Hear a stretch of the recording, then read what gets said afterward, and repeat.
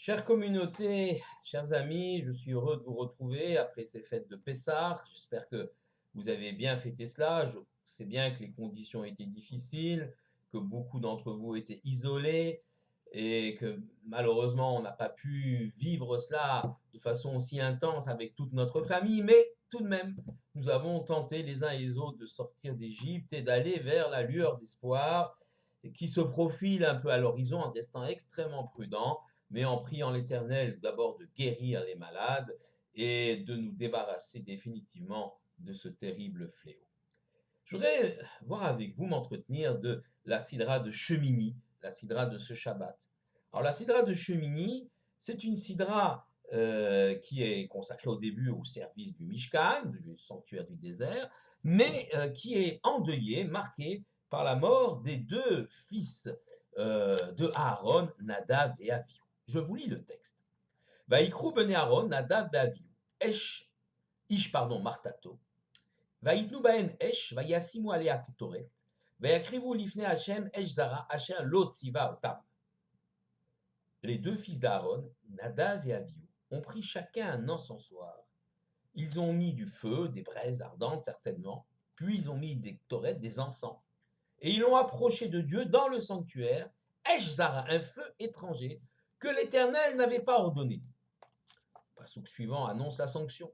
Vatetse Esh milifne Hashem, un feu est sorti de devant Hachem. Vatochalotam, il les a consumés. Vayamutu, ils sont morts. Lifne Hachem, devant Hachem. Le Midrash nous dit que deux éclairs sont entrés par leurs narines et les ont consumés de l'intérieur. On peut se poser la question, mais pourquoi cette sanction si dure? Continue le passou. Vayomer Moshe et Aaron. Moshe dit à Aaron. Hu Asher diber Hachem les morts. C'est ce qu'Hachem avait dit. Bikrovai et Kadesh, avec ceux qui me sont le plus proches, j'étais sanctifié. Ve'al pene kol ha'am et kaved, et par devant tout le peuple, j'étais honoré. Vaïdom Aaron, Aaron s'est tu. Aaron s'est tu de chagrin après la perte de ses deux fils aînés, Nadav et Avihu, qui étaient destinés à devenir les successeurs de Moshe et de Aaron. J'ajouterai que Moshe essaye de consoler Aaron en lui disant, tu sais, ils sont plus grands que nous. Il est convenu que pour la faute de l'ensemble du peuple, parfois un tzaddik paye, un tzaddik meurt pour expier les fautes du peuple. Je pensais que c'était toi et moi, toi Aaron, mon frère, et moi Moshe. Et je vois que c'est Nadav et Avihu, ils sont donc plus grands que nous. C'est une façon de voir les choses, tout à fait. Nadav et Avihu étaient de grands tzaddikim, de grands justes, amenés à un avenir prometteur. Mais le début du texte nous parle bien d'une faute. Esh Zara, Vayakrivu lifne Hashem, Esh Zara, ils ont amené un feu étranger. Asher lo tziva otam, que Hashem n'avait pas ordonné. C'est pas si grave que ça. Mourir pour cela. Allez, ils en ont fait un peu plus. La Torah, Hashem n'avait pas ordonné d'amener cet encensoir, ces parfums, cet encens à ce moment-là. Il en a donné à d'autres moments, à d'autres occasions, mais pas là. Donc ils ont pris une initiative personnelle et ils ont amené ce feu étranger devant l'Éternel que l'Éternel n'avait pas ordonné. La sanction est tombée. La sanction est dure. C'est un rapport avec la faute. Ils n'ont pas volé, ils n'ont pas tué. Qu'est-ce qu'ils ont fait de mal? Faire plus que ce que la Torah demande. Première réponse. Ils ont transgressé la loi de l'Éternel. La loi d'Hachem. On ne peut pas transgresser la loi d'Hachem. Surtout ceux qui sont amenés à succéder à Moshe et Aaron, à être les leaders du peuple. Cela donne un très mauvais exemple pour cette génération et toutes les générations à venir. Il y a des règles très précises, on comprendra toujours le sens, mais si on les transgresse à droite et à gauche, c'est tout le système de la Torah qu'on risque de mettre à terre. Même si on veut faire plus, même si il y a ici une notion extrêmement forte, mais c'est tout le système de la Torah que l'on risque de mettre. Alors, vous allez me dire, mais quand même, la sanction est un peu dure.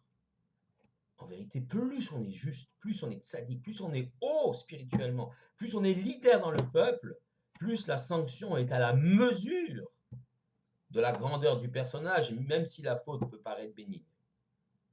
Elle ne l'est pas vraiment, car il s'agit vraiment d'une réforme d'une volonté de changer ce que Dieu avait voulu en introduisant un feu étranger.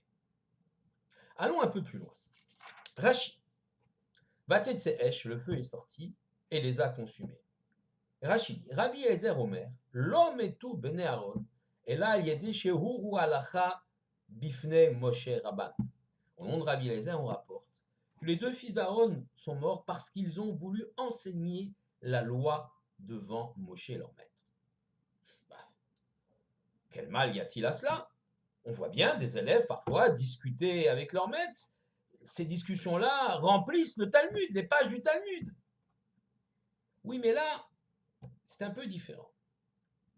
Nadav et Avihu ont voulu, quelque part, prendre la place de leur père, Aaron, et de leur oncle Moshe, dans le leadership du peuple. On le voit d'ailleurs lorsqu'ils marchent derrière Moshe Aaron, Rachid rapporte un midrash, l'un s'adresse à l'autre en disant « Quand est-ce que ces deux anciens quitteront ce monde, afin que nous puissions prendre leur place ?» Et même s'il ne s'agit pas là simplement de la volonté d'assouvir une ambition, d'une soif de pouvoir, mais d'une volonté sincère de diriger le peuple de façon nouvelle, plus moderne, à leurs yeux, plus rationnelle peut-être, plus en conformité avec leur vision de la Torah, il s'agit d'une faute grave.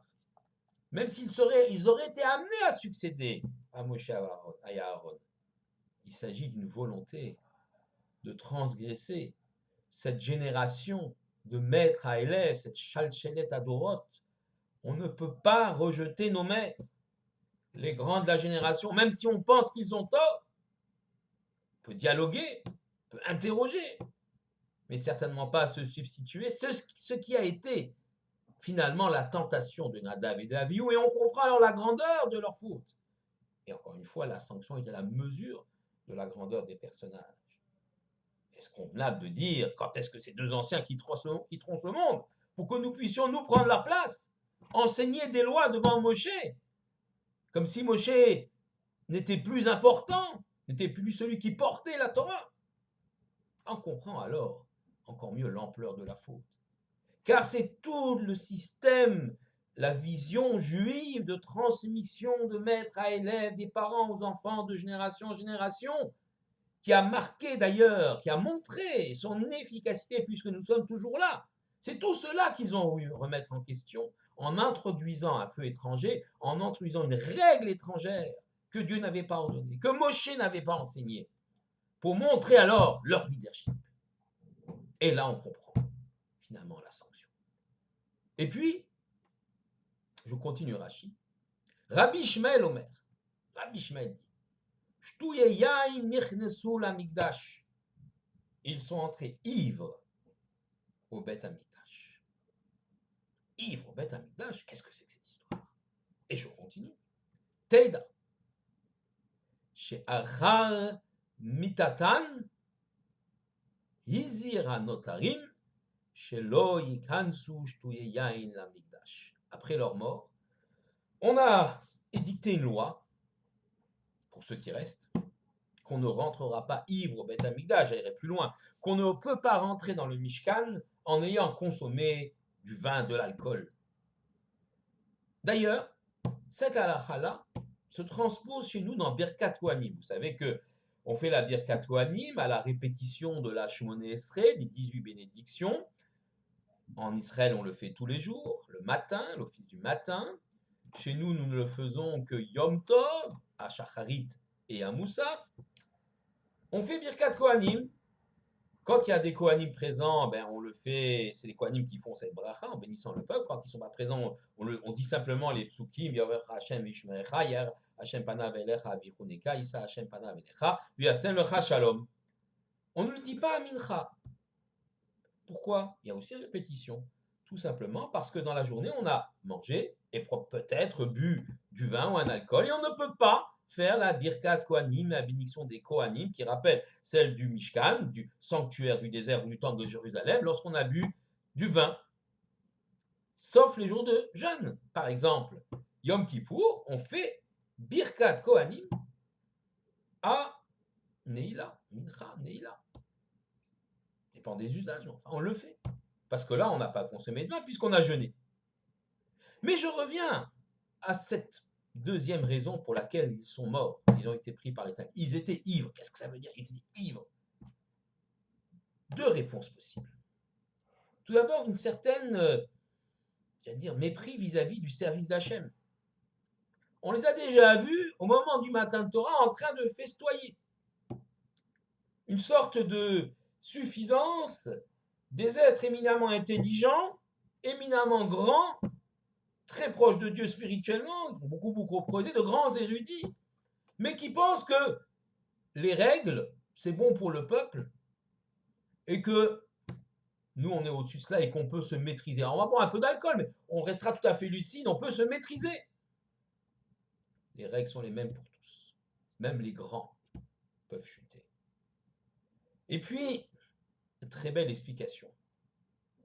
Entre Eshzara, le feu étranger, ils ont amené un feu étranger, un enthousiasme, comme on dit en hébreu, une itlahavut.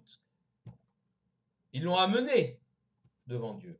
Et ils ont bu du vin. Et le dénominateur commun de ces deux éléments, c'est la passion, l'exaltation, qui peut mener à une forme de fanatisme. Lorsqu'on prend des substances comme du vin, de l'alcool, pour littéralement être encore plus enthousiaste, pour se réchauffer, pour se donner de la force, le risque est de perdre tout contact avec la raison. Et que le service divin, la religion, ne soit plus quelque chose de spirituel, mais en même temps d'intelligible, de rationnel, mais quelque chose qui obéisse au sens et au sentiment du domaine de l'irrationnel, de l'exaltation, de la passion. Et c'est le chemin ouvert vers le fanatisme. Lorsque la raison n'a plus lieu d'être, c'est ce qui est marqué ici, peut-être qu'il n'était pas ivre, effectivement, mais c'est la symbolique du vin. Le vin fait perdre l'esprit à la raison et nous amène sur le chemin de la passion, du sentiment, de la réaction spontanée. Alors que la Torah, toute la Torah, dans cette nécessité d'étudier Talmud Torah Keneged Kulam, on pose la question, qu'est-ce qui est plus important, l'étude ou la pratique des commandements? C'est l'étude parce que Talmud Torah Meviviede Amassé, l'étude nous amène aux actions. L'étude stérile n'est pas intéressante, elle nous amène aux actions, mais des actions réfléchies, intelligibles, basées sur la raison qui a compris et qui construit peu à peu ce lien avec l'Éternel et ce lien avec les autres frères. Tout cela, Nadav et Avihu l'ont oublié. Dans leur exaltation, dans leur passion, dans leur jeunesse, ils ont voulu faire plus que ce que Dieu a demandé. Première faute. Et puis surtout, ils ont voulu faire en faisant parler leur passion, leur enthousiasme, plus que leur raison. C'est ce qui est marqué par Eshzara, un feu étranger, le feu de la passion. Ou par Shtouye Yain, ils ont bu du vin. Dernier élément que rappelle ton maître, ils ont fauté parce qu'ils étaient célibataires. Or, on ne peut pas servir dans le temple de Jérusalem ou dans le Mishkan, dans le désert, comme c'est le cas ici, lorsqu'on est célibataire. On ne peut pas y entrer. Car le fait d'être marié montre la responsabilité que l'on porte, la volonté de construire un foyer, un Baït Neman Israël, un foyer de fidélité en Israël. Construire, avoir une femme, des enfants, construire une maison en Israël. C'est cela que celui qui va représenter le peuple devant Dieu doit faire. Moshe, Aaron, tous ceux qui ont une responsabilité et qui doivent montrer l'exemple, doivent d'abord construire un foyer chez eux, car c'est là l'avenir du peuple juif et du peuple d'Israël. Ils ont été sanctionnés aussi pour cela. Alors, non pas seulement parce qu'ils étaient célibataires, mais ceci a rajouté à cette faute forte de l'exaltation. Chers amis, le judaïsme ne doit pas mener au fanatisme. Le judaïsme est une vision spirituelle de la vie, du monde, du rapport avec Dieu, mais qui d'abord n'est pas exclusive, qui laisse la place aux autres religions, à la liberté de culte de tous les autres. Nous ne prétendons pas avoir la vérité absolue et à l'imposer à tous. Nous prétendons avoir une parcelle de vérité qui est celle bonne pour le peuple d'Israël. Ensuite, c'est une vision basée sur la raison, sur la réflexion. Même la émouna, la foi en Dieu, s'il y a une partie bien sûr sentiment qui vient du cœur, pas ignorer cela, ça fait partie de notre être. Il faut toujours faire fonctionner sa raison, toujours réfléchir aux causes et aux conséquences des choses. C'est la raison pour laquelle effectivement l'étude est primordiale chez nous. Ceci constitue des garde-fous contre les superstitions et contre les fanatismes. Lorsque la passion l'emporte sur la raison, alors malheureusement, nous courons de grands risques et tout est possible. Chers amis, voilà le message de cette Sidra Shemini. Plus encore aujourd'hui que hier, sachons réfléchir, sachons comprendre la richesse qu'il y a dans nos textes, sachons aussi comprendre qu'il est important de faire preuve de fraternité et de solidarité, même si on est physiquement séparés, que l'on s'appelle, qu'on pense les uns aux autres, et très bientôt, nous nous reverrons et nous pourrons à nouveau célébrer nos offices dans nos magnifiques synagogues. Shabbat Shalom à tous.